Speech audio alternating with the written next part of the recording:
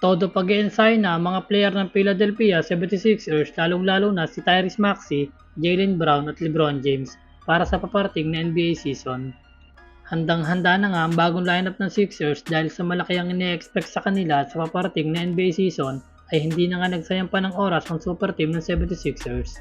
Unang-una na nga dyan si Jaylen Brown na wala nang sinayang na oras sa pag-iensayo at mukhang pinaghahandaan talaga ang magiging laban nila ni Jason Tatum at ang pagbabalik niya sa dati niyang team na Boston Celtics.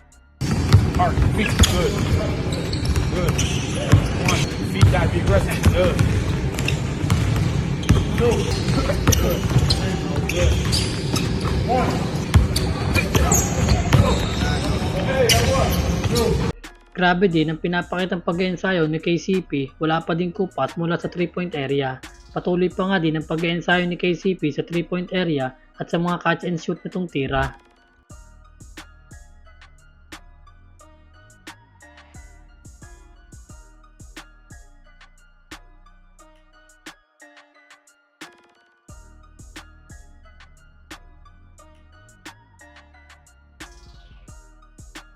Ganon din ang 6-man ng Sixers na si Anthony Simons, nag-a-average nga ito last season ng 14 points per game kaya siguradong malaking maitutulong nito para sa team ng 76ers.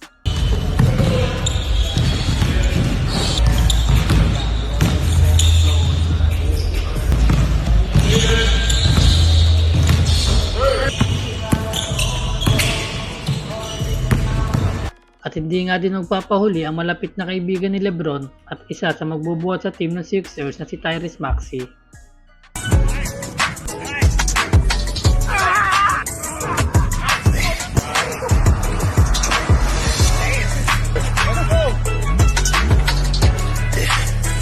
Malaki nga ang ine-expect sa team ng 76ers dahil sa mataas ang percentage nila na sila ang magkakampiyon ngayong paparating na NBA season.